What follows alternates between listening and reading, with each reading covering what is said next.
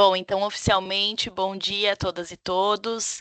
Sejam muito bem-vindos à audiência coletiva virtual do projeto Impactos das Mudanças Climáticas no Meio Ambiente do Trabalho, uma iniciativa da Coordenadoria Nacional de Defesa do Meio Ambiente do Trabalho e da Saúde do Trabalhador e da Trabalhadora, a CODEMAT.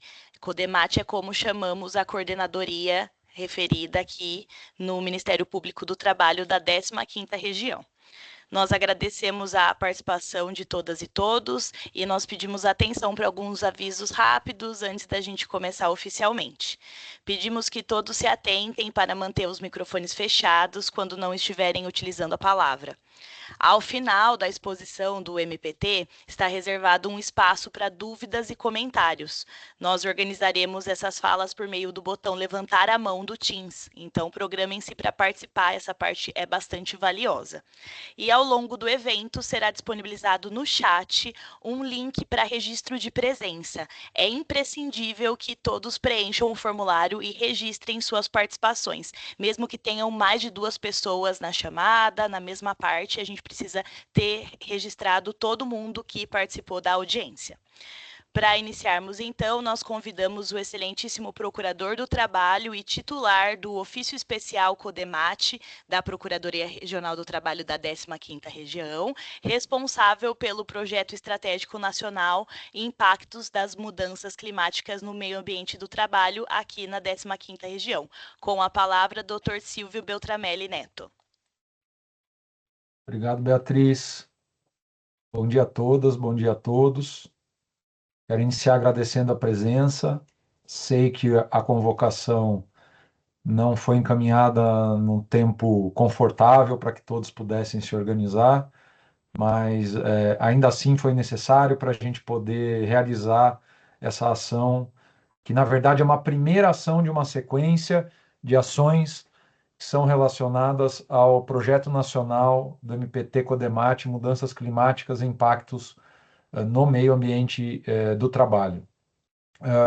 Então, agradeço o esforço e peço, por favor, isso vai ser muito necessário que vocês disseminem o que vai ser dito aqui em relação ao tema que vai ser tratado dentro das suas próprias instituições. Então, para que todos estejam na mesma página, o motivo do nosso encontro hoje, da nossa reunião coletiva, é tratar do projeto nacional da CODEMAT, como dito, chamado Mudanças Climáticas e Impactos no Meio Ambiente de Trabalho.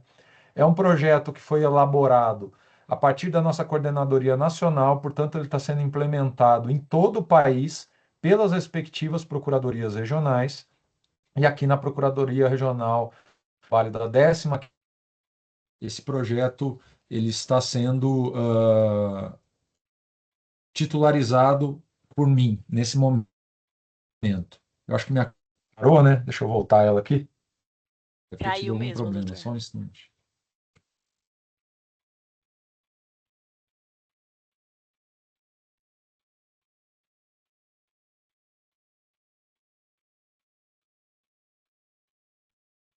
Voltou, né? Voltou. Tá. Então, eu vou descrever sobre o que trata o projeto, vou falar sobre o tema principal dele e explicar o que isso impacta para quem está presente, né? E quem que está presente agora? Nós temos um grupo de empresas, de 20 empresas que foram convocadas, um grupo de 20 municípios que também foram chamados, alguns representantes sindicais de trabalhadores e de empregadores. Não foi possível chamar todo mundo, principalmente da representação sindical, justamente porque a gente tinha um limite de participações, mas a ideia é, de novo, que vocês disseminem entre seus pares, principalmente as representações sindicais, patronais e obreiras, o que vai ser dito aqui. É possível que haja outras instâncias de diálogo coletivo mais para frente no tempo, durante o projeto. Essa aqui é a primeira, e justamente por isso eu começo enfatizando esse traço.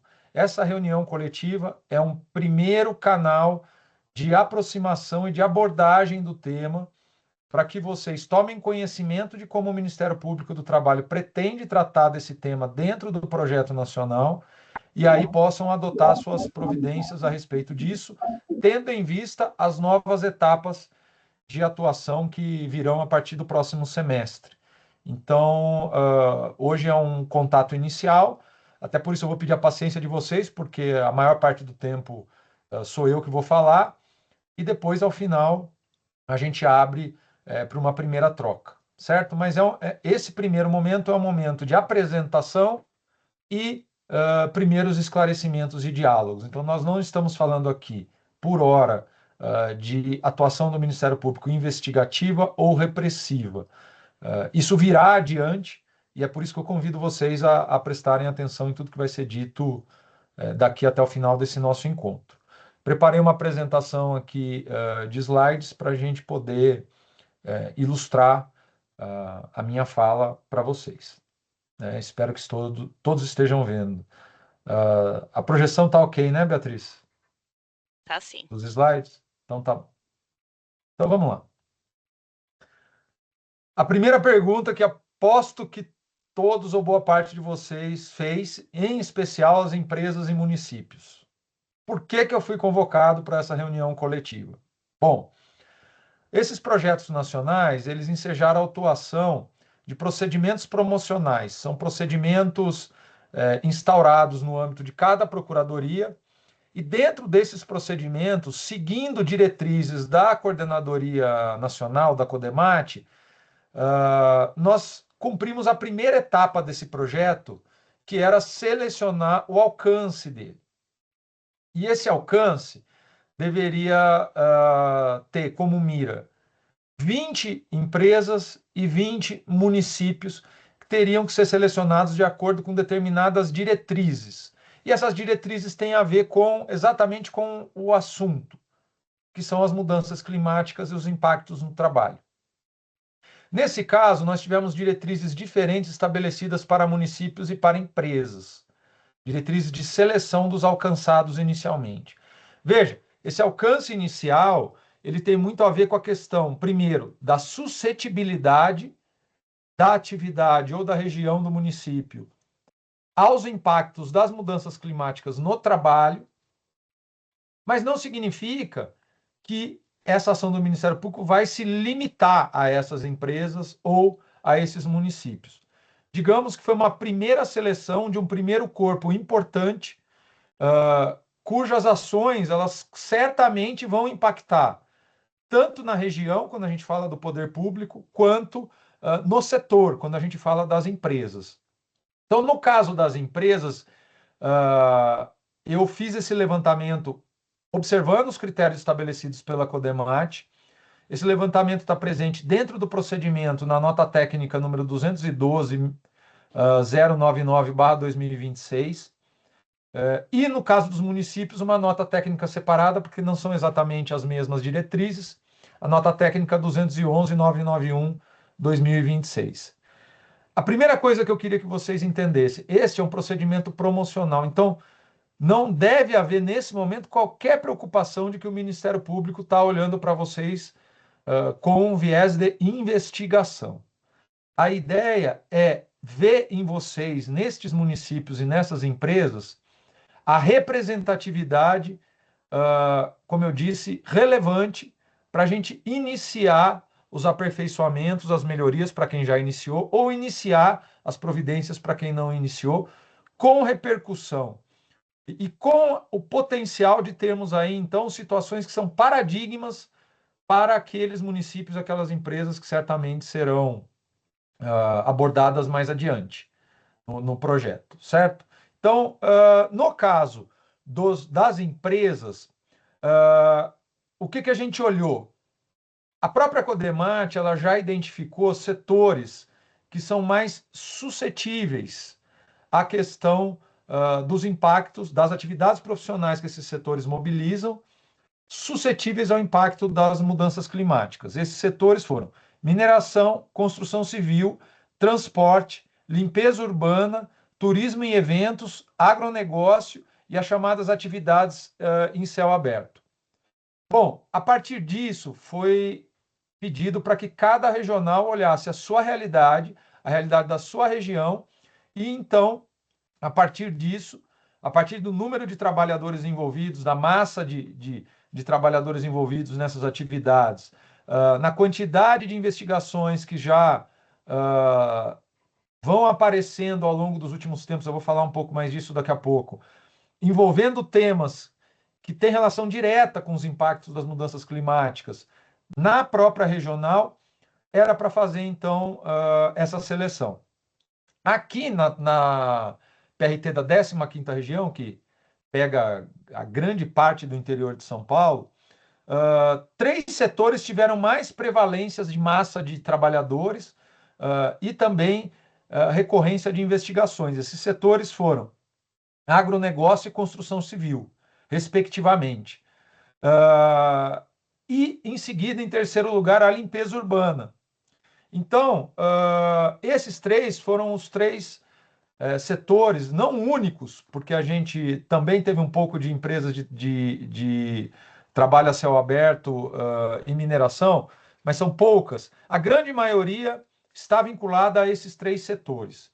Então, olhando a massa de funcionários, aliado a essa ideia dos setores, nós selecionamos, então, as 20 empresas que foram convocadas para estar nessa audiência pública, nessa reunião coletiva, desculpa, mas com o cuidado de não repetir empresa que tenha sido convocada, se isso aconteceu, foi inadvertidamente, empresas que tenham sido convocadas para essa mesma proposta pela PRT da 2ª região, que pega São Paulo, região metropolitana da capital paulista e um pouco do litoral. No caso dos municípios, aí os critérios utilizados foram outros. Foi justamente a ideia de suscetibilidade a grandes impactos de mudanças climáticas, principalmente a questão dos fatores mais recorrentes aqui na região do estado de São Paulo, principalmente no interior, e dos desastres. Então, foram pré-selecionados para análise os municípios com mais de 100 mil habitantes. Afinal de contas, a gente precisa começar, como eu disse, pelos mais relevantes. São Paulo tem 645 municípios, então é um estado bastante municipalizado. Então, a gente pegou, selecionei os municípios com 100 mil ou mais habitantes, e dentre esses, eu pesquisei aqueles que estavam suscetíveis a pelo menos 2 critérios, né? Que são temperatura extrema, precipitação extrema e desastres. Da onde a gente tirou esses dados? A gente tirou esses dados de informações e dados oficiais, primários ou secundários, ou seja, trabalhados por plataformas também creditadas oficialmente. Essas plataformas foram o Brasil e o Mundo a mais 2 graus Celsius, que trata de dados secundários, e dados primários do site Atlas Digital de Desastres no Brasil, que hoje está entregue à organização e à manutenção do Departamento de Articulação e Gestão da Secretaria Nacional de Proteção e Defesa Civil, do Ministério da Integração e Desenvolvimento Regional. Então, se vocês forem nesses sites, quem ainda não conhece, imagino que a maioria aqui, pelo menos quem está ligado à questão das mudanças climáticas, conhece bem, a gente então percebeu que para o estado de São Paulo, temperatura extrema, precipitação extrema e desastres são os 3 critérios mais recorrentes e que mais suscetibilizam toda a população paulista em termos de mudanças climáticas. E, por consequência, também trabalhadores e trabalhadoras.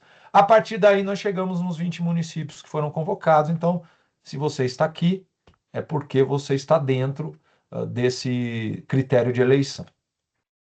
Bom, antes de falar do projeto em si, das etapas do projeto, vamos colocar todo mundo mais ou menos na mesma página da questão das mudanças climáticas e entender a razão da existência desse projeto. Volto a dizer, tem bastante gente aqui que já deve estar antenado com essa discussão, então não vou me ater a muitos detalhes técnicos sobre a questão das mudanças climáticas, diferença entre tempo e clima, mas é importante deixar claro, pelo menos, a base referencial. E aí a gente começa pelo conceito de mudanças climáticas, né, que são transformações a longo prazo nos padrões do sistema climático. Tem gente que gosta de usar aquela figura de linguagem, né, de que a temperatura ela corresponde ao humor, se a gente estivesse tratando de uma pessoa, né, e o sistema climático ou clima, a personalidade, né? Então, o humor é um traço muito mais momentâneo, mas que está ligado a um movimento maior, a personalidade, ou seja, ao como o sistema funciona. O sistema climático, ele adota, vocês sabem, ele se estabelece a partir do reconhecimento de padrões, mas esses padrões não são estáticos, eles são altamente dinâmicos. Então, há uma variabilidade previsível dentro de um sistema climático equilibrado. O problema é que as mudanças climáticas elas vão, a partir da intensidade e da permanência delas, elas vão podendo adquirir uma capacidade de alteração do sistema climático a ponto de que aquele padrão com aquelas variabilidades se altera por completo. E quando isso acontece sem a possibilidade de você retornar ao status anterior, a gente fala então no ponto de não retorno, né, que é um limiar crítico, além do qual o sistema se reorganiza muitas vezes de forma abrupta e irreversível, né? Então, o atravessamento dos pontos de não retorno, eles podem perturbar sem possibilidade de reversão os sistemas naturais que mantiveram o planeta Terra estável por milhares de anos, eu diria até habitável, né? Então, é o ponto a partir do qual as mudanças climáticas não podem mais ser revertidas. Enfim, esse é um lugar comum entre os pesquisadores. A gente alguns já dizem que a gente já chegou no ponto de não reversão, outros dizem que nós estamos muito perto. O fato é que já é um consenso nas pesquisas mais abalizadas, né, que nós estamos caminhando em direção ao abismo, em um breu total, né? Então a gente sabe que é o abismo, a gente sabe que está caminhando, mas não sabe onde exatamente está o precipício. Vai saber quando der o passo e não tiver mais o apoio. Eu recomendo, para quem não conhece, um olhar para o plano clima que o Ministério do Meio Ambiente do governo brasileiro coordenou a partir com trabalhos em 2024 e publicações em 2024 e 2025, mas o plano clima em si, ele compila diversos dados oficiais do INPE, né, que é um dos nossos aí, institutos mais credibilizados no mundo todo, em termos de mudanças climáticas. E aqui isso já está um tanto quanto no lugar comum, a gente já vem sentindo isso na nossa rotina do dia a dia, então não preciso me estender muito, mas já é fato que, em comparações com décadas passadas, a gente está tendo um aumento substancial da temperatura máxima média em todo o país. É claro que algumas regiões são mais suscetíveis a algumas características de mudanças climáticas que outras, mas no geral a gente já vê um aumento em todo o país, em alguns locais chegando a 3 graus Celsius em média, especialmente no Nordeste, Roraima e Mato Grosso do Sul. Então, o aumento do limite, né, da temperatura máxima. Depois, um outro marcador muito importante são as ondas de calor, e aqui é bastante considerável a gente perceber que há décadas atrás, a gente tinha aí uma média de 7 dias de onda de calor no ano, e isso vem sendo aumentado ano a ano, década a década, então nós já estamos falando aí em mais de 52 dias por ano de ondas de calor. A gente aqui no estado de São Paulo está vivenciando isso muito fortemente, então a gente está falando em uma década de um aumento de quase 8 vezes. Então nós estamos falando de uma mudança acelerada, né? Duração de dias secos consecutivos também, e, em paralelo, não é só calor, não é só secura, é também chuvas intensas e prolongadas. E tudo isso junto tem aumentado também a incidência de desastres.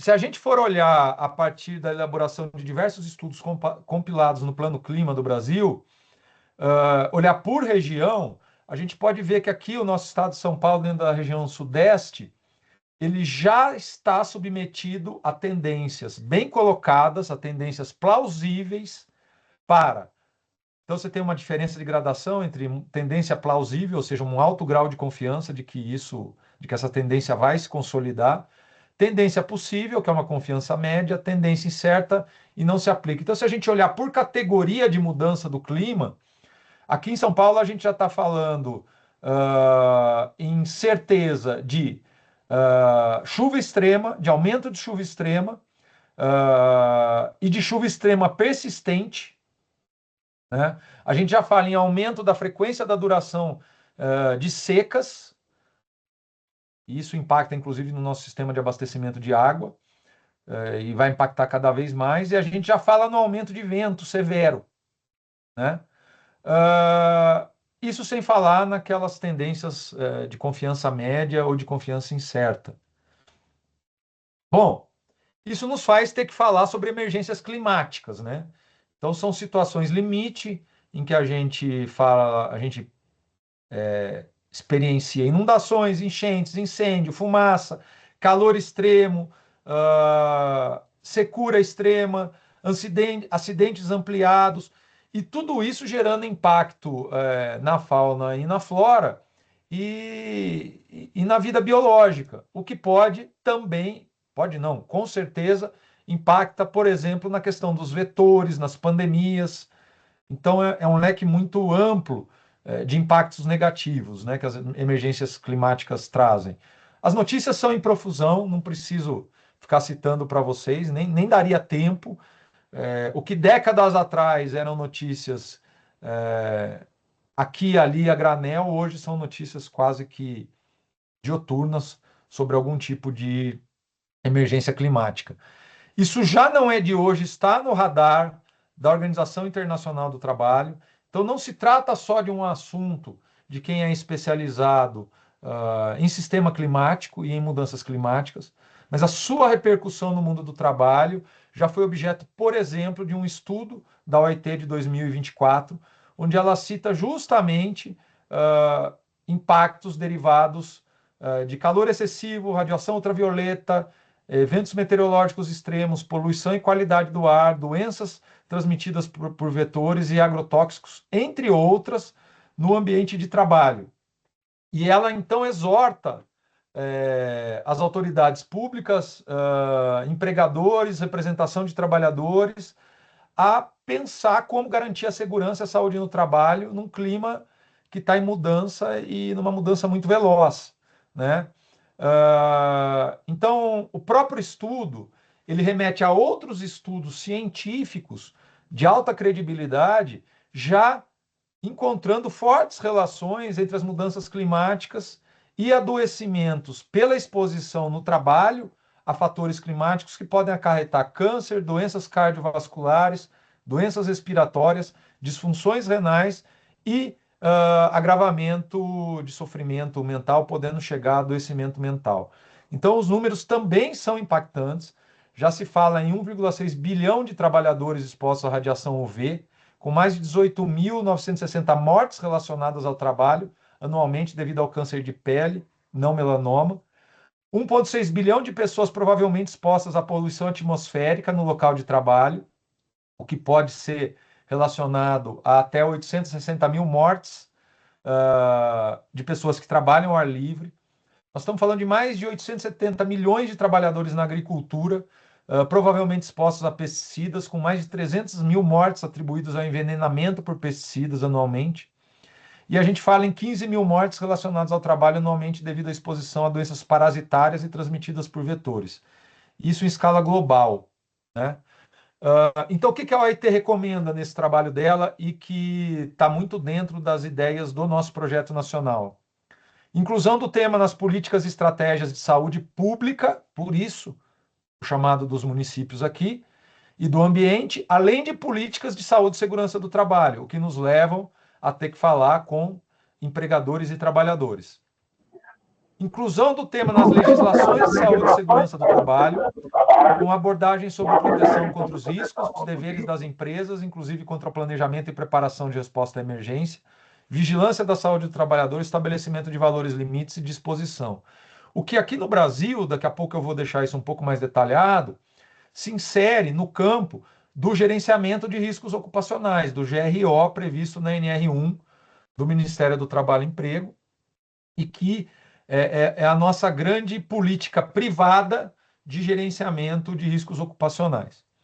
Então, a inclusão do tema das mudanças climáticas nos instrumentos coletivos de trabalho, portanto, trazer essa discussão para a negociação coletiva, os acordos coletivos e as convenções coletivas de trabalho, daí a razão de nós chamarmos alguns dos sindicatos e federações e agrupamentos representativos de empregados e empregadores no estado de São Paulo, que atuam naqueles setores econômicos que nós identificamos como mais suscetibilizados.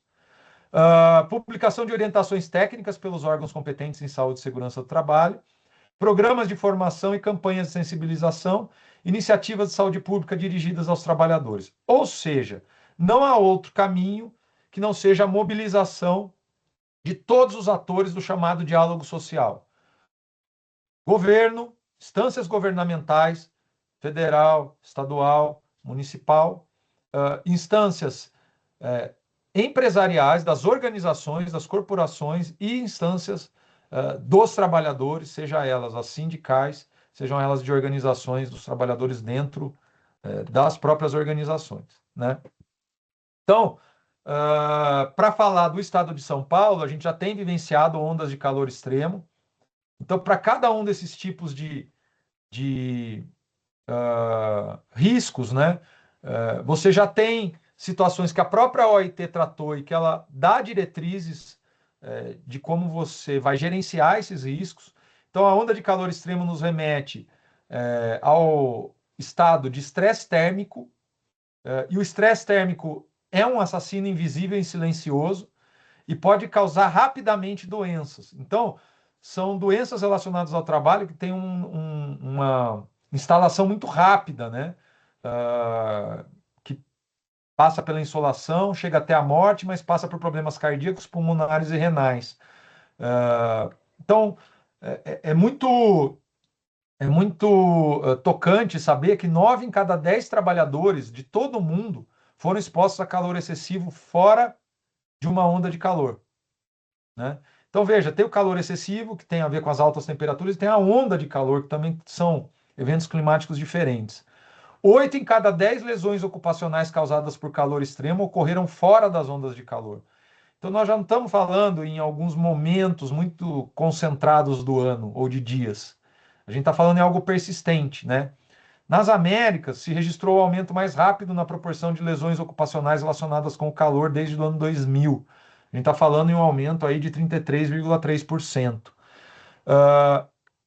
Eu também queria sugerir, para quem não conhece, para quem vai começar a lidar com o tema agora, ou que começou ainda está muito incipiente, a leitura de uma publicação que foi organizada pelo Ministério Público do Trabalho, com pessoas não só do direito, mas principalmente profissionais que pesquisam o tema de maneira interdisciplinar, o livro Mudanças Climáticas e a Proteção do Meio Ambiente de Trabalho. Esse livro tem acesso gratuito via internet. Se você jogar lá no Google o título dele, você vai achar ele inteiro disponibilizado para download.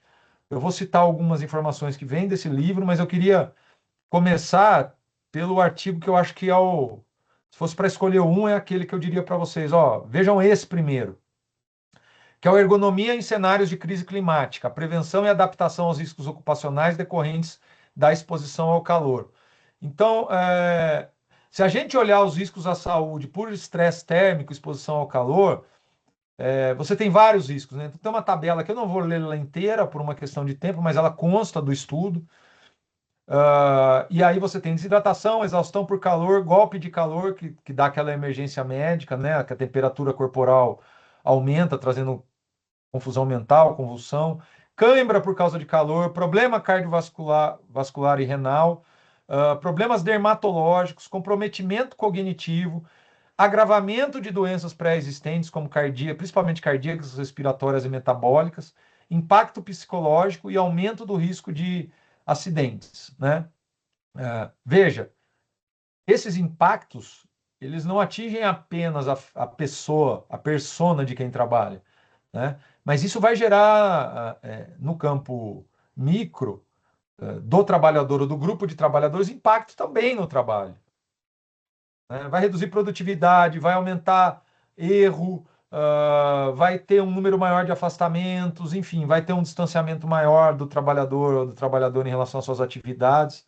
As consequências não são só para o trabalhador, né? É também para a organização, é depois, num segundo momento, para toda a rede de assistência em saúde pública, num terceiro momento, para a previdência social. Então, nós estamos falando aí de algo multifacetado. Então, por que que o Ministério Público do Trabalho está atuando nesse tema? Né? Então, aqui a gente tem um pouco do olhar do direito. Né? Naquele livro que eu acabo de indicar para vocês do Ministério Público, tem artigos que trazem todo o contorno jurídico da questão, que mostram a questão como um problema de direito difuso, e o Ministério Público do Trabalho tem, entre as suas principais atribuições, a tutela dos interesses difusos e coletivos de trabalhadores e trabalhadoras. Então, o meio ambiente de trabalho, ele integra o meio ambiente, e todos eles estão consagrados em normas nacionais e internacionais de direitos humanos, de direito constitucional, de direito do trabalho, enfim, de direito ambiental, tanto que hoje já se fala em direito ambiental do trabalho, né? Não só direito ao meio ambiente de trabalho, mas como direito ambiental do trabalho. Em alguns casos já se fala até em direito ecológico do trabalho, né? Então, tudo isso parte de uma rede conectada, ou como alguns da academia gostam de dizer, de um hub de normas que se interconecta e que traz, então, toda essa proteção ao interesse difuso e coletivo dos trabalhadores, né? Então, normas da OIT, normas da ONU, normas do Sistema Interamericano de Direitos Humanos, a nossa Constituição Federal, tudo isso está imbricado, até porque a nossa Constituição ela determina que o Brasil observe as normas internacionais de direitos humanos e de direito internacional do trabalho, e muitas delas o Brasil já declarou adesão expressa, como convenções da OIT. Nós já temos a interpretação dessas normas internacionais e do alcance delas para a questão da proteção ambiental como algo afeto não só a governos, mas também a particulares, inclusive organizações que empregam.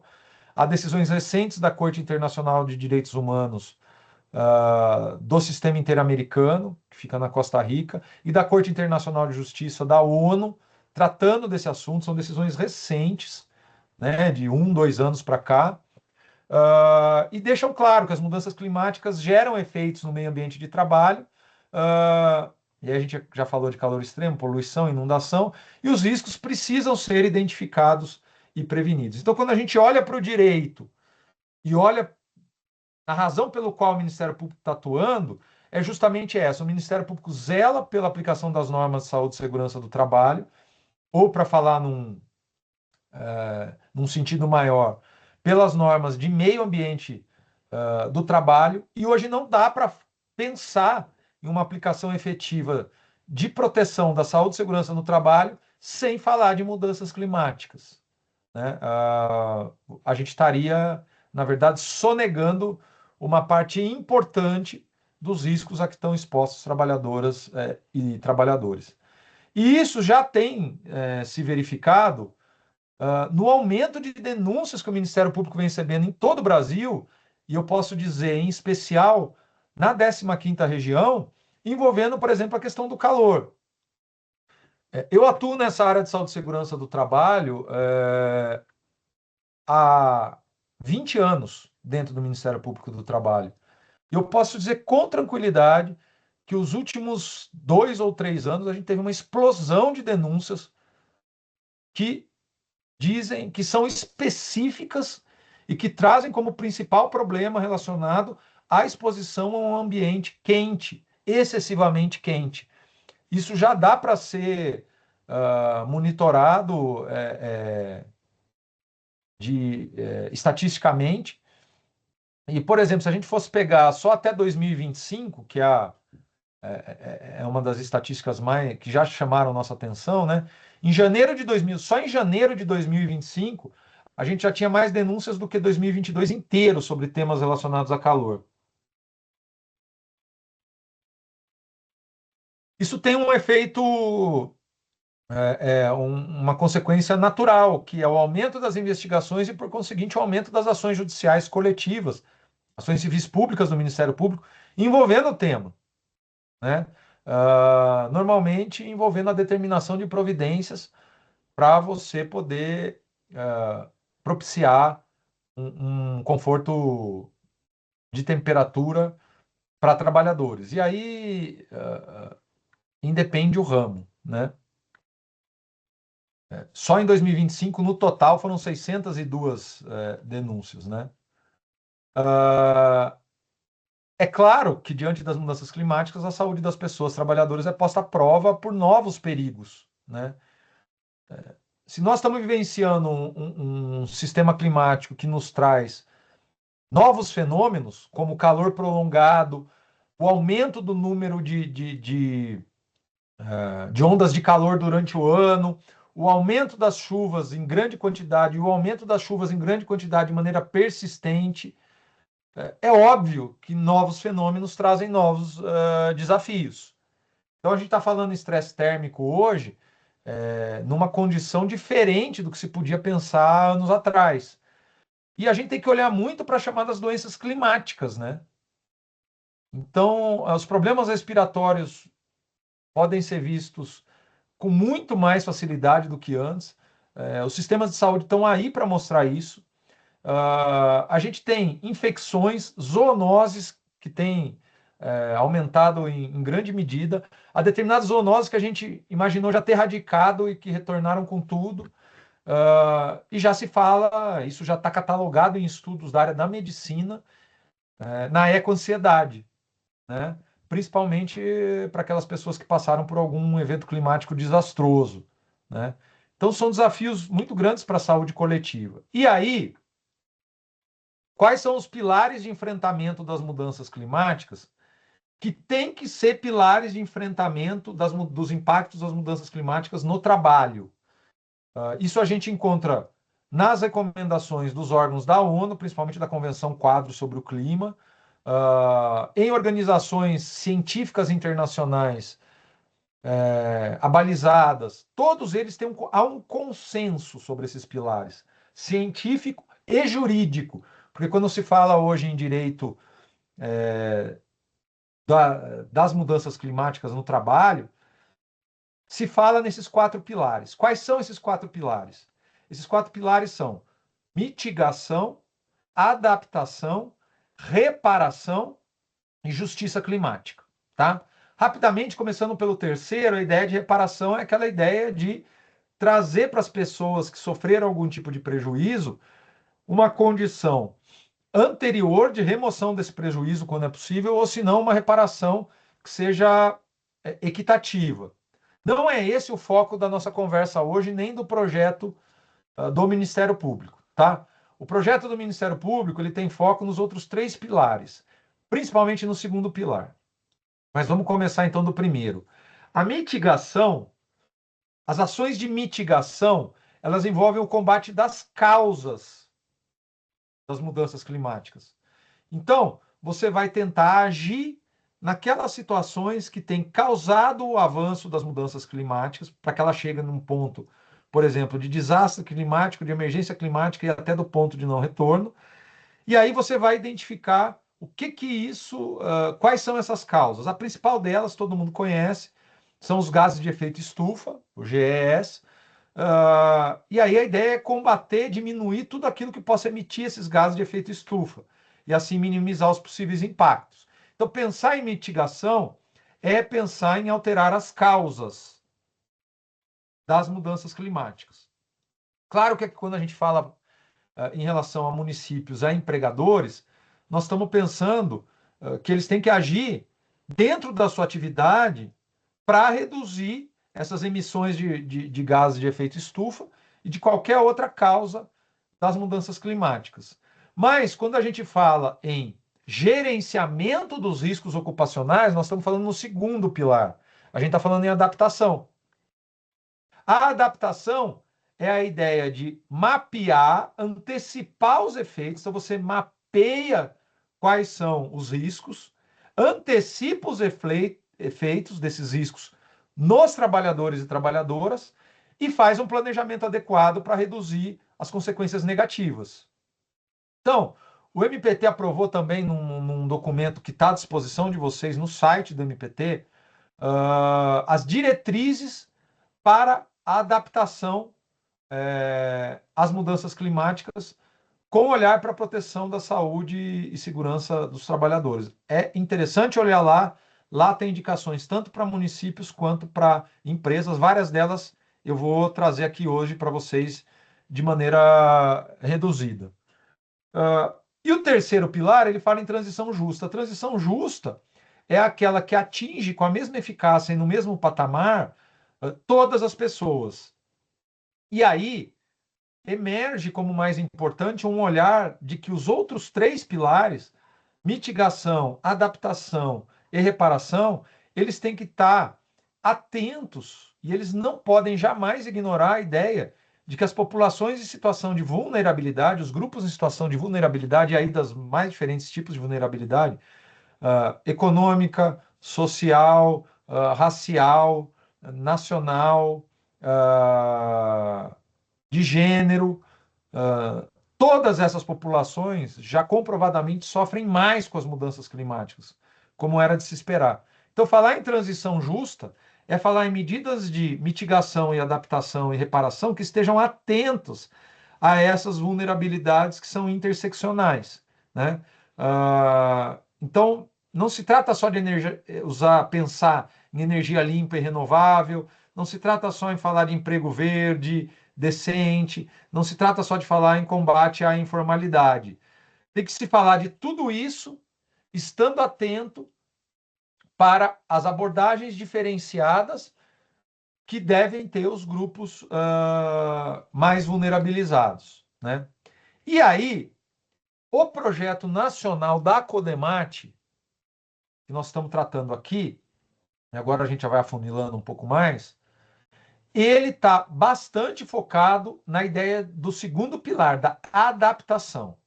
Então, só voltando aqui, para ficar bem claro, a adaptação está relacionada à antecipação dos efeitos e de um planejamento adequado para reduzir as consequências negativas na atividade profissional. Então, se você pegar as recomendações das organizações científicas internacionais, que são abarcadas, por exemplo, pelo IPCC, que é ligado a essas organizações de cientistas internacionais independentes, ou o órgão da ONU ligado à Convenção 4 sobre o clima, todos eles também apresentam um consenso de que falar em adaptação é falar no chamado ciclo iterativo da adaptação. Por que isso é muito importante? É como se fosse ali um mapa para a gente seguir de orientação sobre como ter uma atitude proativa e eficaz ao se falar de adaptação.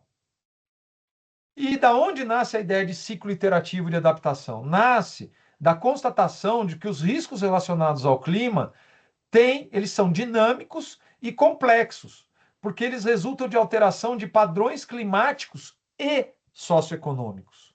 Então, quando a gente fala em alterações de sistema climático, nós não estamos falando só em mudanças das variáveis que caracterizam aquele sistema climático, numa mudança que ela é padronizável, ou pelo menos antecipável. Não tem isso.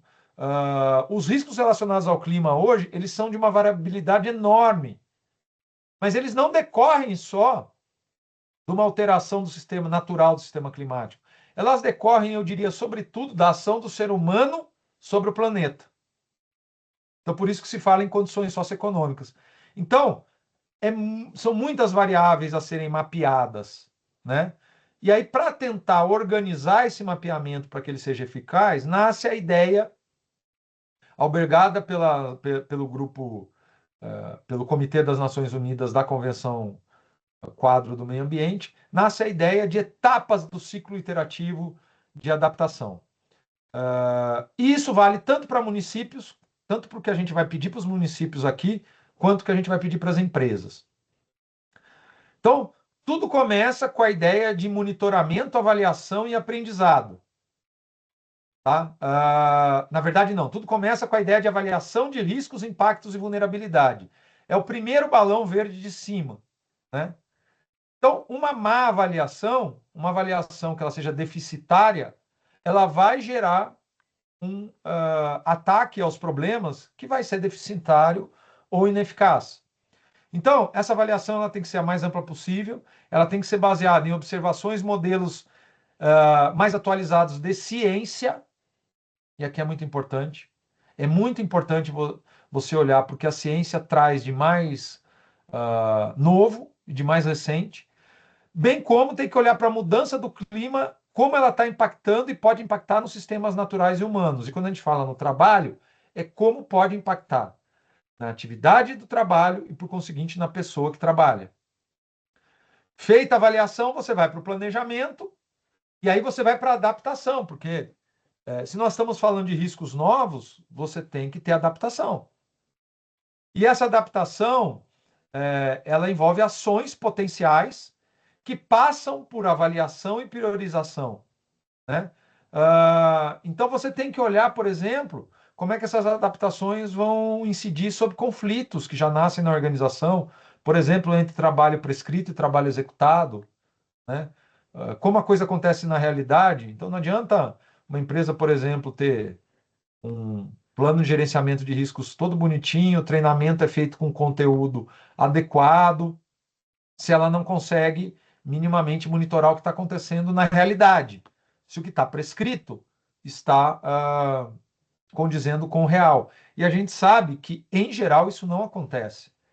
E aí você tem que pensar o que as mudanças climáticas, que papel as mudanças climáticas estão exercendo nessa diferenciação entre o prescrito e o real. E incidir nisso. Né? Planejou, tem que implementar. Então é a terceira fase aí, a terceira etapa, a implementação das ações. E aí você tem que fazer isso em nível aqui, o pensamento é um pensamento da ONU, então ele está ampliado, mas se a gente pensar, por exemplo, numa corporação, numa organização, isso pode começar num setor, se amplia para os demais e depois vai para toda a cadeia de estabelecimentos da empresa. Né? Ou, por exemplo, você começa numa determinada propriedade, se nós estamos falando, por exemplo, de cultivo ou colheita, e vai passando para outras. A gente sabe que isso vai ter que ser feito num grau progressivo de etapas que vai envolver teste. E aí você chega na quarta etapa, que é o monitoramento e avaliação dos resultados, aprendizado com aquilo que não teve o efeito desejado, e um esforço para retomar o ciclo todo numa espiral, né? Não é um ciclo que fica parado no lugar, mas ele vai avançando com o progresso dos resultados. E aí eu queria chamar a atenção de vocês para a etapa de avaliação dos riscos. Né?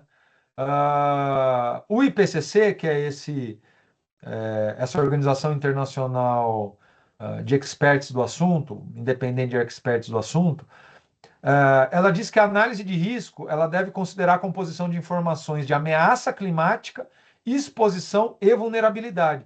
Então, quando eu falo que a avaliação ela é multicêntrica, ela é multifatorial, ela é multidimensional, no mínimo 3 dimensões têm que ser olhadas. Seja para o município que vai fazer o seu plano de atuação climática, de adaptação climática, seja para a empresa que vai fazer o gerenciamento dos riscos climáticos que vai envolver adaptação. Então, não se trata de olhar só para a ameaça climática. Você não pode, tem que olhar para ela, por óbvio. Você tem que entender qual é o potencial de ocorrência de um evento climático ou qual é a tendência física natural induzida pelo homem que pode causar impacto negativo na atividade que a sua empresa desenvolve, produtiva ou de serviços que a sua empresa desenvolve, naquele local. Então, se você é uma empresa que atua em âmbito nacional ou estadual, obviamente você vai ter que mapear, o serviço é o mesmo, mas o potencial de ocorrência de evento climático pode variar de região para região. Então, tem uma região que está mais suscetível a calor extremo, outra região está mais suscetível a chuvas intensas e persistentes. Para cada uma dessas situações, isso vai envolver um planejamento de adaptação diferente. Mas não pode parar aí. Tem outras duas dimensões importantes para serem observadas. Uma delas é de vulnerabilidade. Então, qual é a sensibilidade daquele grupo de trabalhadores naquele local para aquele tipo de ocorrência? Ou seja, qual é o perfil do trabalhador e da trabalhadora que está exercendo essa atividade e como potencialmente ela vai se relacionar, principalmente do ponto de vista danoso para a sua saúde, com os potenciais eventos climáticos que podem acontecer, né? E qual é a capacidade que a organização tem, que as próprias pessoas trabalhadoras têm, para responder a esse potencial de evento climático adverso, né? De lidar com esses impactos, tá? Então, você entende quais são os possíveis eventos climáticos, entende o perfil dos trabalhadores e trabalhadoras e qual é a sensibilidade desse grupo a esses potenciais eventos climáticos, se eles acontecerem, e aí você vai tratar da exposição, né? Quem são as pessoas, qual é o modo de vida, quais espécies ou ecossistemas, funções ou serviços, ou quais são os ativos econômicos, sociais ou culturais naqueles locais, com aquela configuração de potencial evento climático, que podem ser adversamente afetados. Então, quem está efetivamente exposto? Está exposto? Se está exposto, quem? Né? Então, não se trata aqui nem de etapa, porque a ameaça climática, você não vê a ameaça climática primeiro, a vulnerabilidade depois, a exposição depois. Você tem que analisar tudo em conjunto, em inter-relação. Bom, vamos separar agora, então. Vamos falar um pouquinho do projeto. O projeto, o que ele quer de vocês? Então, há uma diferença do que o Ministério Público quer fomentar junto às empresas e do que ele quer fomentar junto aos municípios, tá? O que tem de ponto comum? A ideia de adaptação. Então, a gente quer que tanto empresas, empregadores, quanto poder público, municípios, quando forem falar ou quando forem tratar do tema mudanças climáticas, tenham em vista o meio ambiente de trabalho. Tá? Olhando para as empresas, do que a gente está falando? A gente está falando que as mudanças climáticas, em especial os eventos climáticos adversos à saúde de quem trabalha, devem ter seus riscos previstos, identificados, confrontados e planejados dentro do gerenciamento de riscos ocupacionais. Então, nós estamos falando de PGR, nós estamos falando de PCMSO, então, Programa de Gerenciamento de Riscos, Programa de Controle Médico Saúde Ocupacional, análise ergonômica do trabalho, seja preliminar, seja a análise mais ampliada. Nós estamos falando dos PMOCs, que são aqueles planos relacionados à climatização de ambiente. São tudo aquilo que hoje é exigido pelas normas regulamentares do Ministério do Trabalho em termos de identificação de risco, classificação de risco, planejamento de medidas individuais e coletivas de enfrentamento e monitoramento disso, dos resultados, pelos planos de ação e pelos planos de controle médico, tudo isso tem que hoje estar atento aos impactos das mudanças climáticas. Não tem mais como não estar. Então, do ponto de vista das empresas, como que a gente vai fazer isso? Primeiro de tudo, há que se fazer aquele ciclo iterativo de adaptação com um olhar para aquele mapeamento, para aquelas dimensões do mapeamento, específico para cada setor econômico e suas particularidades. Então, é claro que um gerenciamento de riscos ocupacionais, quando olhar para mudanças climáticas na agricultura, não vai chegar às mesmas identificações e aos mesmos planos de ação que a construção civil, que a limpeza urbana, que o transporte, que a mineração, que o turismo, que atividades ao ar livre ao céu aberto, setores ou outros setores mais relevantes para a nossa região. Aqui no nosso caso, as empresas foram chamadas, estão participando de agronegócio, construção civil, limpeza urbana e tem também algo relativo a trabalho a céu aberto. Tá? Então, é incontornável. Quem está participando, quem está aqui pelas empresas, é incontornável que se não faz, comece a fazer, e que se já faz, olhe para ver se está de acordo com o que se espera de um levantamento, de um planejamento de adaptação fidedigno. Você tem que levar para o GRO o reconhecimento dos riscos climáticos. Né? Lembrando, outro dia mesmo eu tive essa discussão num inquérito, e ela não faz sentido do ponto de vista jurídico ou técnico, tá? Eu não vou prever no meu PGR algo que não é um risco inerente à atividade que eu faço, porque é um risco causado por um terceiro, que pode ser uma terceira pessoa, uma terceira empresa ou até o sistema climático. Não, se é algo previsível, você tem que colocar no seu PGR. Né? O exemplo maior de uma luta que o MPT tem, vocês sabem, é, por exemplo, colocar os riscos relacionados à violência urbana para empresas de entregas de valores. Né?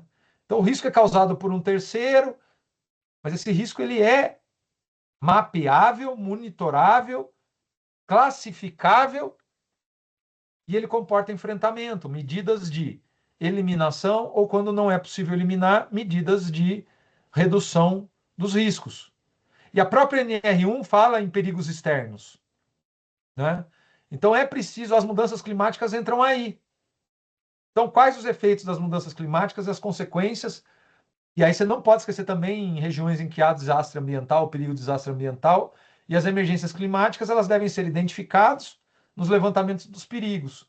E aí tem que tomar cuidado, porque, como eu disse, se as atividades estão em locais que são suscetíveis a diferentes emergências climáticas, isso tem que ser levado em consideração no PGR. É por isso que não funciona uma empresa que faz um trabalho no um determinado serviço no Brasil todo ou no estado todo, ter um PGR para tudo. Não vai dar conta de trazer a particularidade necessária. Isso também vale para os planos de emergência e contingência. Então, se a gente está falando em desastre ambiental ou emergência climática, gerenciar esses riscos não basta só falar em EPI ou EPC. Você também tem que olhar para planos de emergência e contingência em casos de emergência climática ou de desastre ambiental. Protocolos para esses casos que tem que ser levado ao conhecimento e ao treinamento de trabalhadores e trabalhadoras. Né? Então já há empresas fazendo treinamentos específicos para questões envolvendo emergências climáticas ou desastres, e até, o que é muito bem-vindo, simulados. Simulados. Isso foi muito mobilizado, por exemplo, pelos desastres das barragens em Minas Gerais. E depois pelas enchentes, mais recentemente no Rio Grande do Sul. Tá? Então, assim, fundamento nas NRs não faltam. Eu não vou ficar aqui cansando vocês sobre qual item da NR exige, embora o jurídico e o SESMITs das empresas sempre vão atrás de onde eu estou obrigado a fazer isso. Né? É a própria lógica do GRO. Né? É a lógica de gerenciamento de todos os tipos de riscos ocupacionais. Hoje se discute muito, ainda bem, a questão dos riscos psicossociais. A mesma lógica que traz os riscos psicossociais é o que traz a necessidade de olhar para os riscos climáticos. Né? E aí, só para não deixar vocês órfãos de item de NR, a gente tem o item 15432 da NR1, que fala que ao gerenciar os riscos, você tem que pensar também nos perigos, qualquer perigo externo que pode afetar a saúde e segurança dos trabalhadores. Né? A NR17, por exemplo, vai falar para ambientes de trabalho climatizados, para aqueles que são. A NR24 também fala disso, né? Para aqueles que falam sobre conforto térmico, né? O controle disso. E aí você tem também aquele documento que eu sugeri a leitura, de vocês, que são as diretrizes do MPT. Esse documento já tem uns 2 anos mais ou menos. Diretriz de adaptação a mudanças climáticas. E as prioridades são dimensionamento adequado das equipes de trabalho, pode envolver reorganização de escalas e horários, envolve normalmente a questão das pausas para descanso em local com conforto térmico, não é simplesmente parar de trabalhar. Só que tudo isso, veja, isso é importante ficar claro.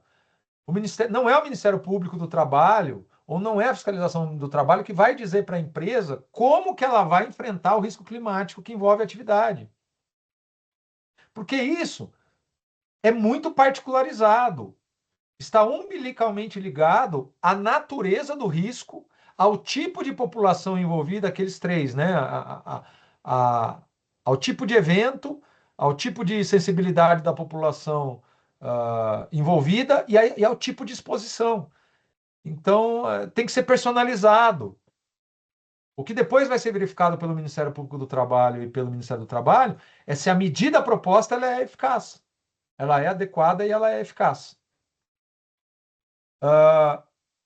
Então, nesse livro Mudanças Climáticas e Proteção do Meio Ambiente de Trabalho, também há diversos artigos trazendo estudos e recomendações técnicas para diversas atividades específicas, que daí cada empresa vai ter que ver se cabe na sua atividade ou não, né?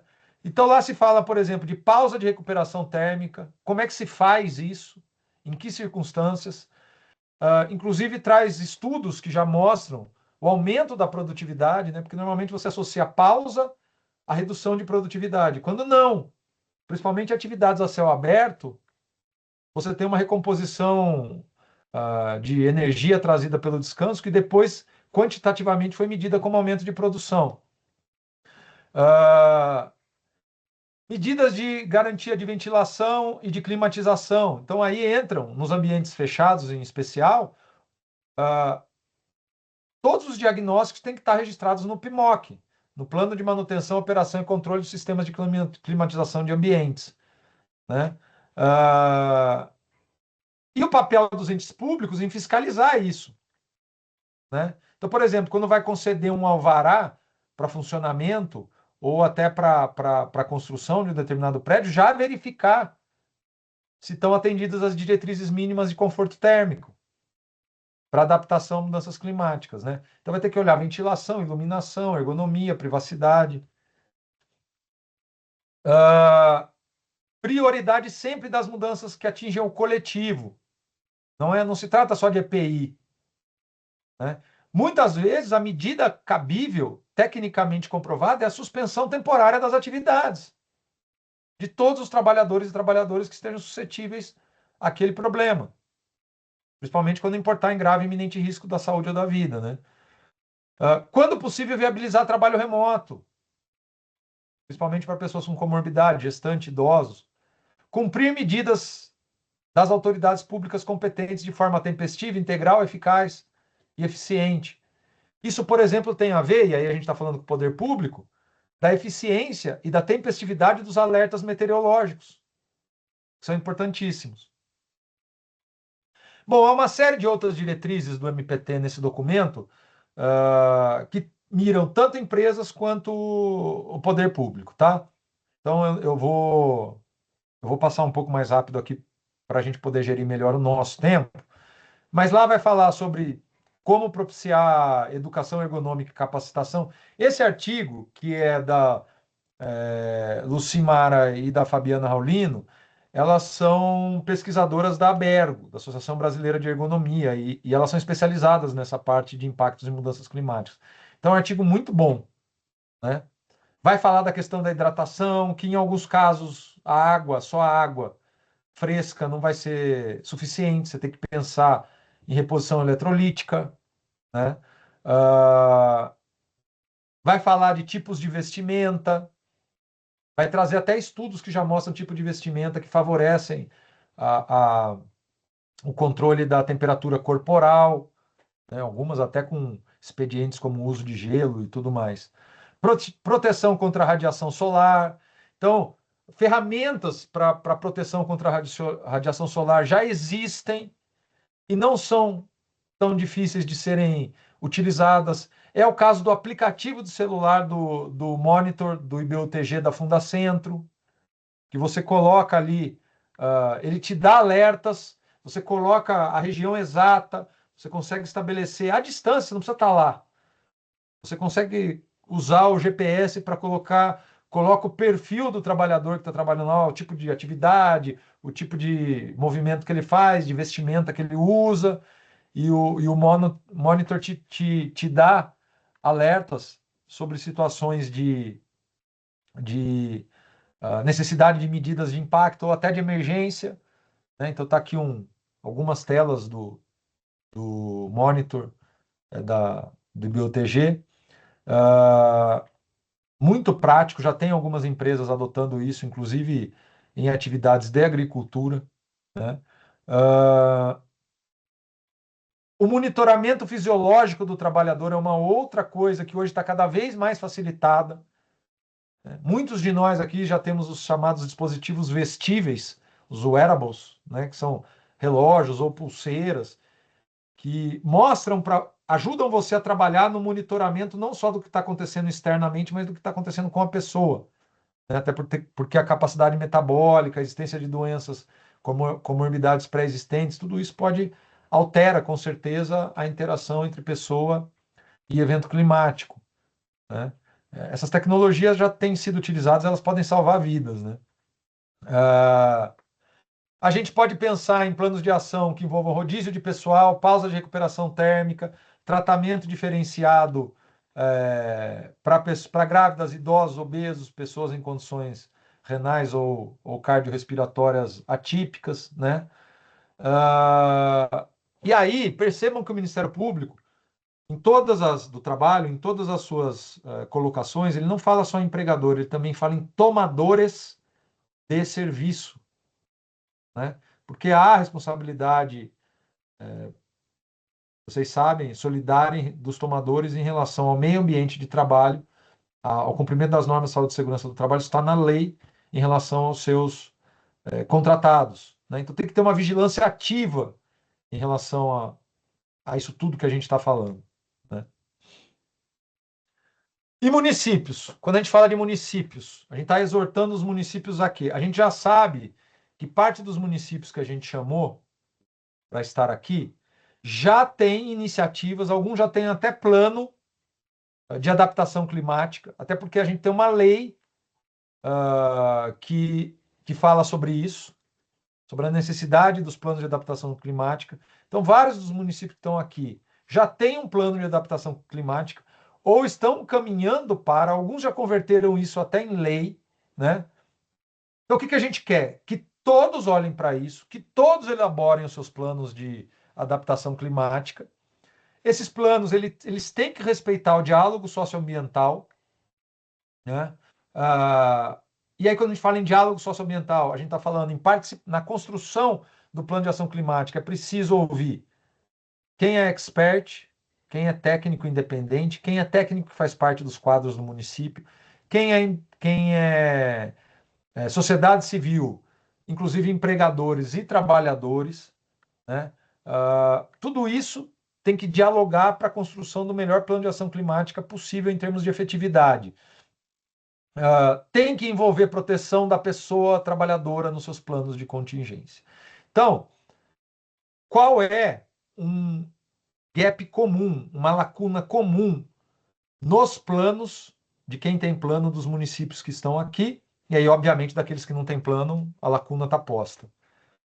Nenhum dos planos que foram encontrados por mim, publicamente pelo menos, falam especificamente da pessoa que trabalha, da população trabalhadora. Pensa-se na população das cidades como um todo, alguns até tratam das vulnerabilidades, mas ninguém fala da relação específica existente entre interação, emergência climática, pessoas que trabalham. Isso vai envolver coisas que a gente já falou aqui, como, por exemplo, alertas, né, de emergência climática, fiscalização da questão do trabalho em atividades que deveriam estar naquele momento ou em pausa ou em suspensão temporária, né? Então, é preciso que a dimensão do trabalho seja incluída nos planos de ação climática dos municípios. E é isso que o MPT pretende. Claro que sempre em diálogo social. Então, os empregadores, os trabalhadores, a representação dos trabalhadores têm que participar dessa construção. Então, quem já tem plano, a gente gostaria de exortar que os reveja, os atualize a partir dessa perspectiva, incorporando essa perspectiva. Aqueles que não têm, que iniciem o trabalho para tê-lo e que esse trabalho já se inicie sem ignorar a dimensão do mundo do trabalho. Né? Então, há muita coisa que o poder público municipal pode fazer. Por exemplo, a implementação de sistemas de alerta de qualidade do ar, da água, de onda de calor, de onda de frio. Gente, isso no corpo dos municípios vai envolver muito uma atuação intersecretarias, né?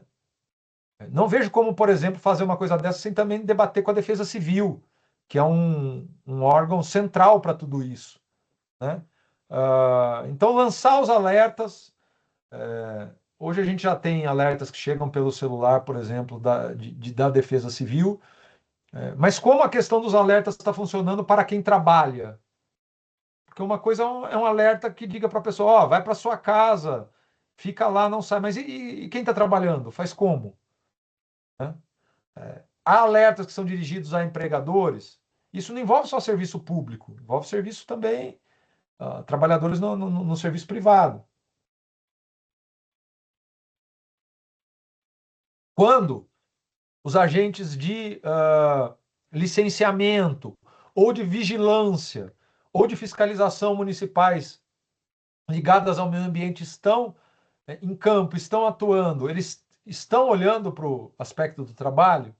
Então, como eu disse antes, isso pode ser levado em consideração, por exemplo, quando você tem políticas de licenciamento predial, licenciamento de prestação de serviços, né? Tudo isso tem que ser levado em consideração. Então, a gente está falando em políticas públicas que assegurem o direito de trabalho seguro e saudável, garantindo acesso à capacitação e às medidas de prevenção para todos os trabalhadores, especialmente para os informais. Então, promoção de campanhas de trabalho decente que levem em consideração o problema das emergências climáticas, identificação desses riscos, né? Não se pode jamais esquecer dos trabalhadores informais, que muitas vezes também estão à mercê de uma intervenção do poder público, né? Então, cabe desde medida orientativa até fiscalizatória e, em último grau, sancionatória dentro das competências de cada órgão municipal, né?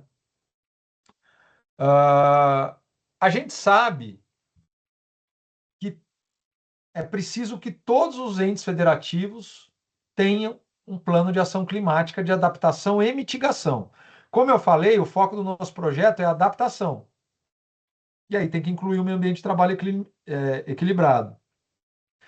A gente tem vários exemplos. Aqui no estado de São Paulo, a gente tem o Plano de Ação Climática do município de São Paulo, que é uma referência bastante interessante, de como ele faz a divisão entre identificação dos riscos, das suscetibilidades e medidas, né? Campinas tem, outros municípios, como eu falei, que foram chamados aqui, tem, mas não é a maioria deles, tá?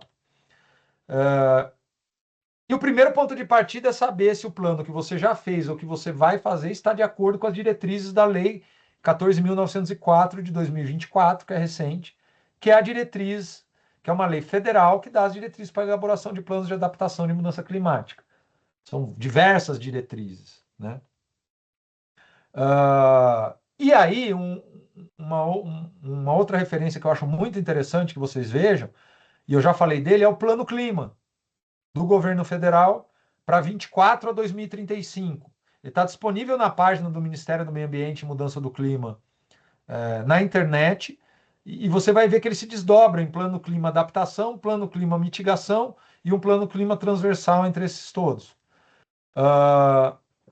E a estratégia de adaptação, ela obviamente leva em consideração diversos setores, diferentes setores, diferentes exposições. Então, dialoga diretamente com o que a gente está falando aqui quando a gente pensa em trabalho, né? E aí vem os desafios mais importantes, né? Qual que é o primeiro deles? É quando pensar em mudanças climáticas e plano de adaptação, pensar no trabalho, no mundo do trabalho, né? E na segurança e saúde das pessoas que trabalham. Então, não é só pensar no cidadão, na vida do cidadão dioturno, é pensar também nas características específicas do trabalho, né? Você tem que ter no seu plano de adaptação previsão sobre monitoramento de impactos, então, sensores, capilarizar a coleta de dados, né? E isso é uma responsabilidade dessa estrutura normalmente dos entes federativos, né?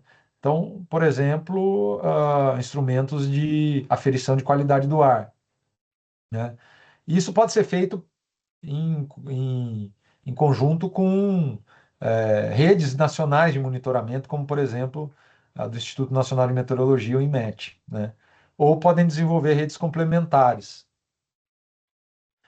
E aí, de novo, a gente não vai falar para os municípios, não vai dar o rol de tudo que ele tem que fazer no seu plano de adaptação climática, porque vai depender da sua situação e da situação do tipo de trabalho mais suscetibilizado a mudanças climáticas que é realizado nesse município, né? Mas as sugestões são várias, como eu disse, elas constam das diretrizes do MPT, né? Então tem educação ambiental, drenagem urbana sustentável, tem o famoso financiamento de contratos com cooperativas de catadores e catadoras. Aqui nós estamos trabalhando tanto na mitigação quanto na adaptação, né? Uh, Tem até um incentivo federal, a lei de política nacional de pagamento por serviços ambientais, que vocês devem conhecer, porque quando a gente fala em coleta de resíduos, normalmente esse tema aparece para o poder público, né? Aumento de cobertura vegetal, enfim, são várias. E quando isso não acontece, já não são mais raras as situações de judicialização pelo Ministério Público, federal, estadual e do trabalho.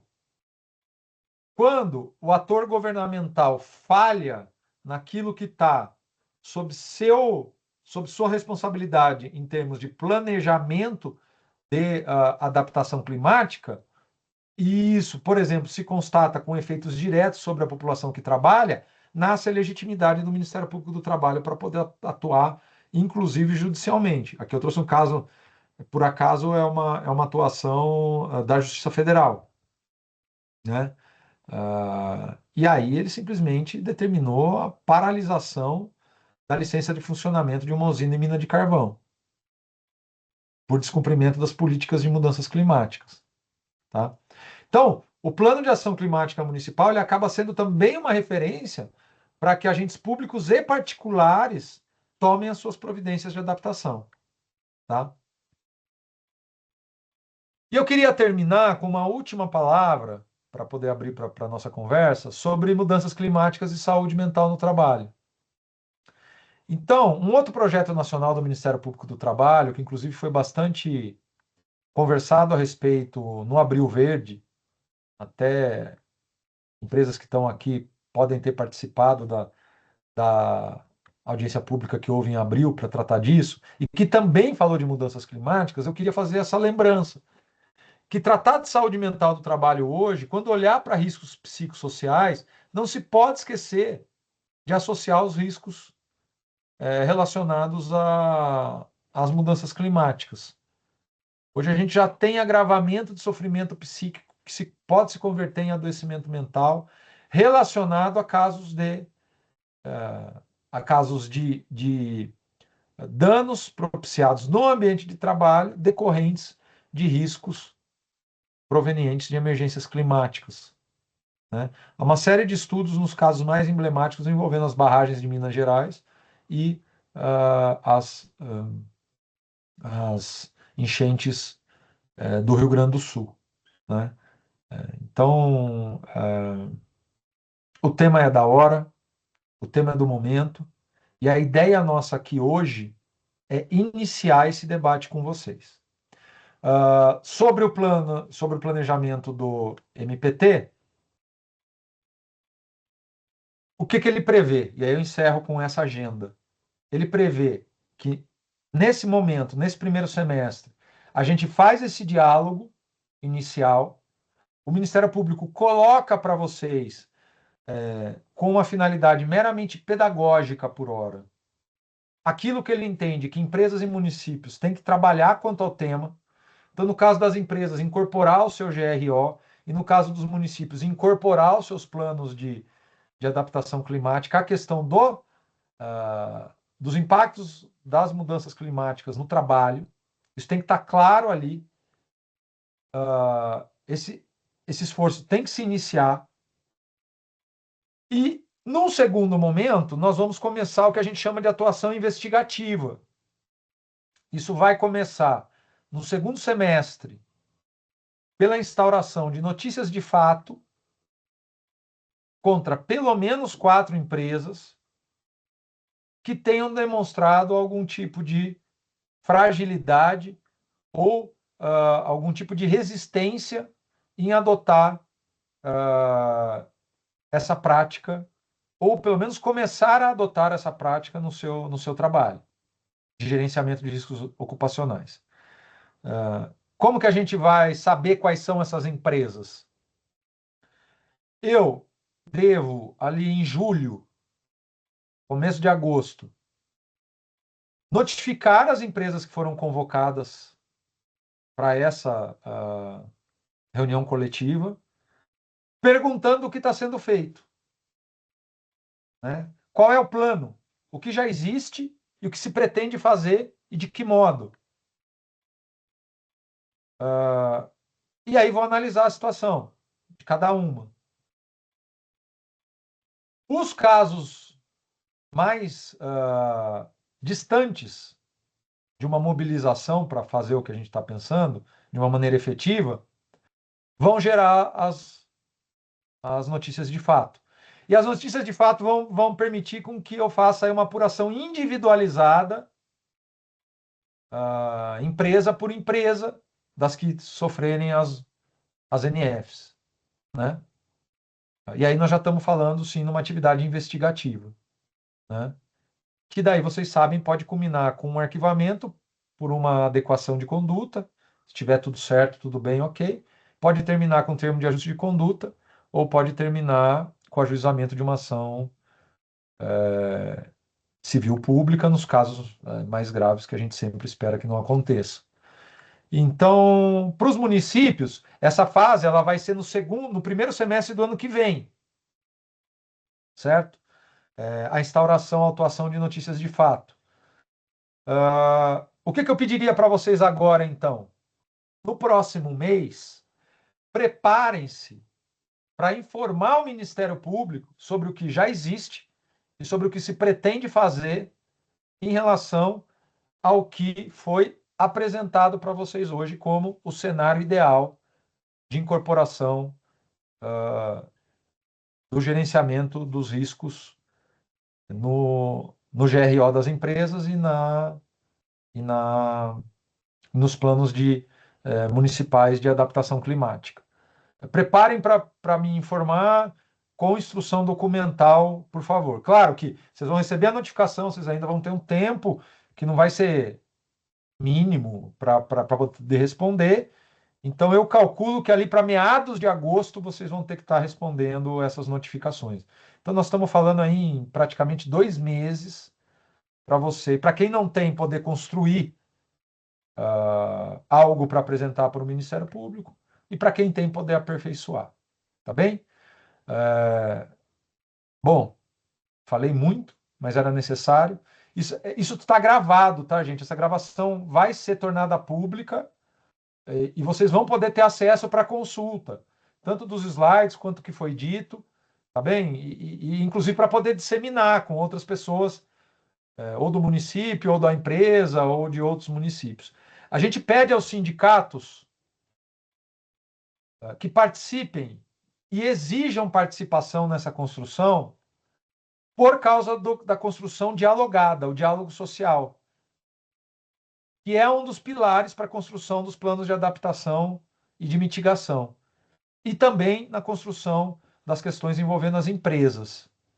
Certo? Não pudemos chamar todos os sindicatos, claro, mas, por favor, disseminem isso nos seus fóruns de, de trabalho, porque é preciso que vocês participem dessa construção. Vocês são figuras centrais para isso. Não dá para construir um gerenciamento de riscos sem ouvir trabalhador, sem conhecer a realidade do trabalhador. Não dá para construir uma política pública sem ouvir a comunidade que a gente quer atingir com isso. E não dá para ouvir fazer também uma política sem ouvir os empregadores e sem os empregadores também dialogarem com o poder público, porque muitas vezes vão depender, por exemplo, de um sistema de alerta, algo que pode ser feito em simbiose. Essa seria a situação ideal. Tá bem? Agradeço a paciência de vocês e agora devolvo a palavra para a Beatriz para ela abrir para alguma interação que seja necessária. Ou então, antes da gente começar a interação, só reforçando que já foi disponibilizado no chat o link para a lista de presença. É imprescindível que todos registrem essa presença. Então, basta clicar no link, preencher ali com os dados principais para a gente ter essa lista de presença e registro de todo mundo que participou. Agora, como o Dr. Silvio disse, nós temos um espaço para debates, perguntas, comentários, e a gente vai organizar da seguinte forma. No Teams, aqui na nossa plataforma de transmissão, tem um botão levantar, que o ícone é uma mãozinha. Então, podem sinalizar ali o interesse dos comentários e eu vou passando a palavra. A gente já tem o primeiro, o Gilberto Basile Filho. Pode abrir o microfone, Gilberto. Bom dia a todos. Bom dia, Excelência. Bom dia, Beatriz.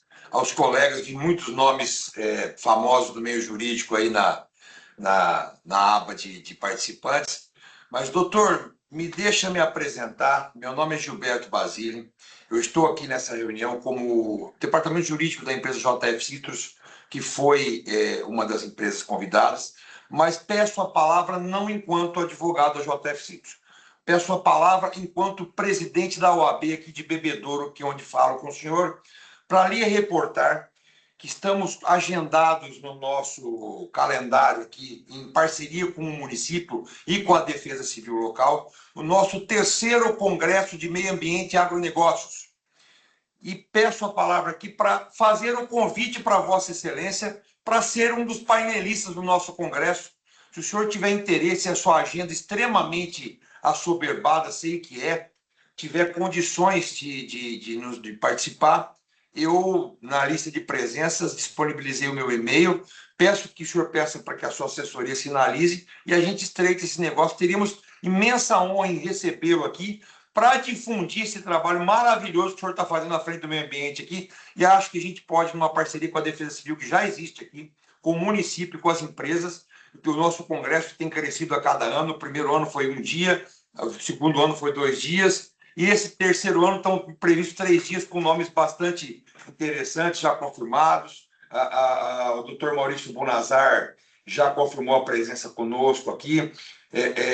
Temos, posso até, estou tentando achar aqui para se eu posso antecipar algum nome para o senhor, ou se alguns são sigilo ainda, mas a doutora Patrícia Iglesias já confirmou, a doutora Rosa Ramos já confirmou a presença. Então, são nomes do meio que vão, obviamente, ilustrar. Eu tenho certeza que o senhor poderia brilhantar ainda mais o nosso evento, se é que seria possível contar com a sua presença. Então, eu pedi a palavra tão somente por isso, doutor, e se houver realmente a possibilidade, ficaríamos honrados.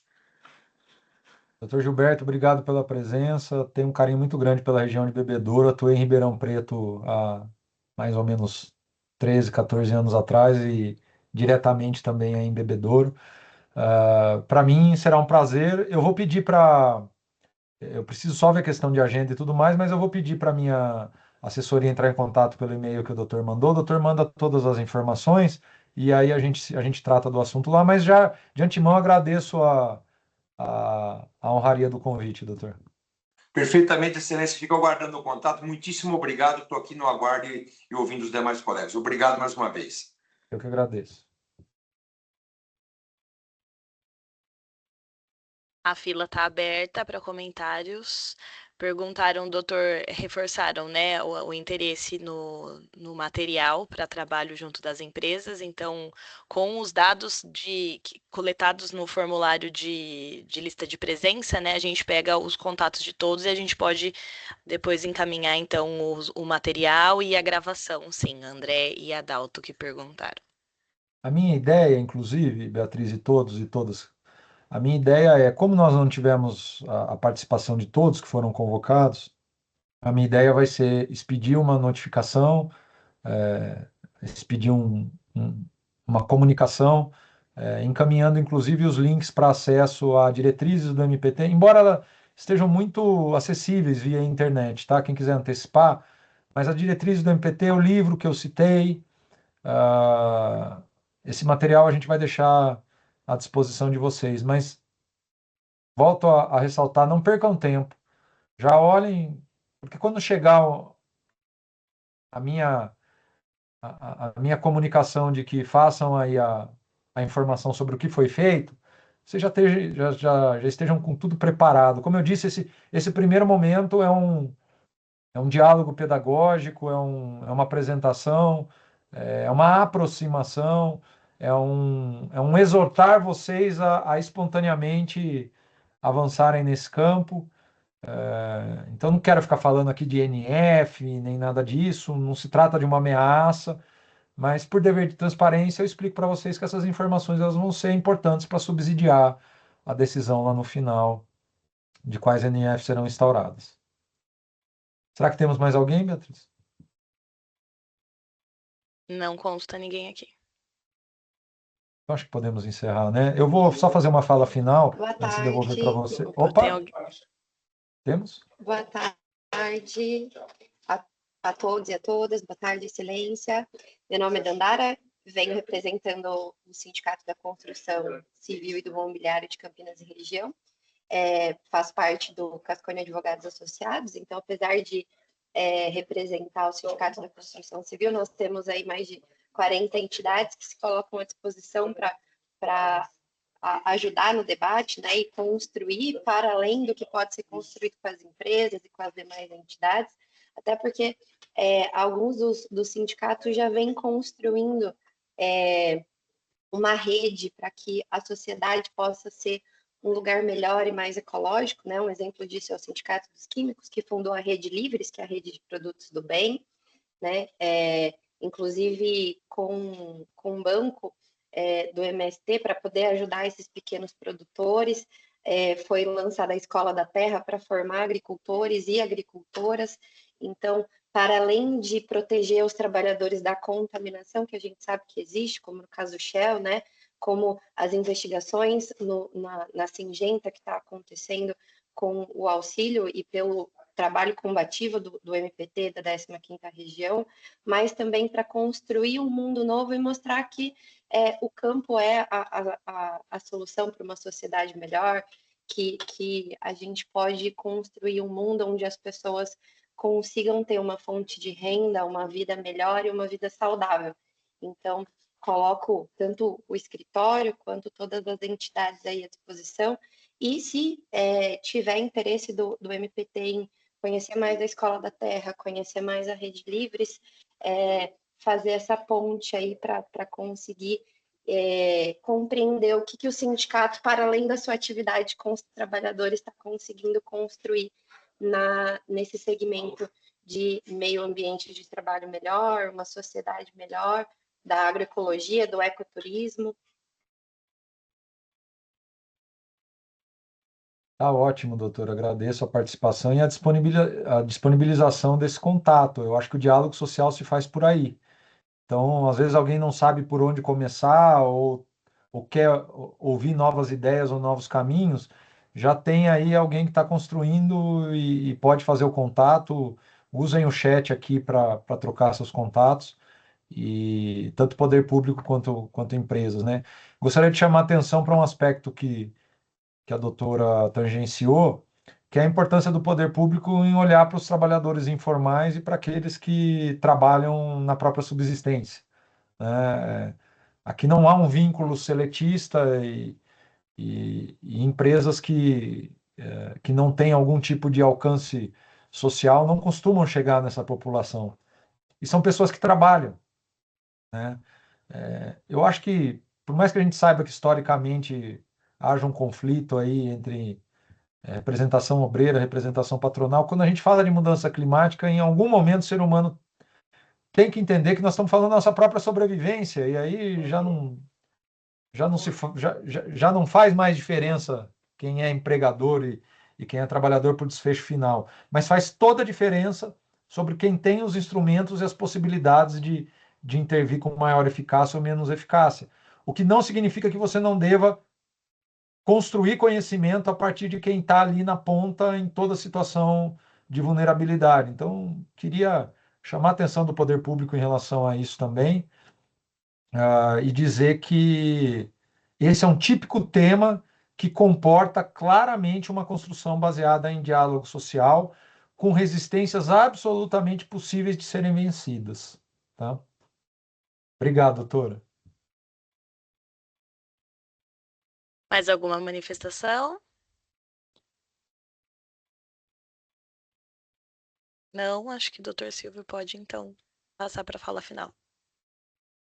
Bom, mais uma vez agradecendo, então, a estada de vocês, a paciência, falei bastante, mas tentei entregar o máximo de conteúdo que pudesse trazer uma informação suficiente para vocês entenderem qual é a perspectiva do Ministério Público dentro do projeto, e nós vamos continuar trocando informações aí a partir do nosso procedimento promocional e outras iniciativas que ainda virão, tá bem? Conto com vocês, todas e todos, e espero em agosto receber ótimas informações para que eu possa, inclusive, mostrar por aí como referências e planos pilotos interessantes, tá bem? Muito obrigado. Bom dia a todos. Até logo, bom dia a todos. Bom dia.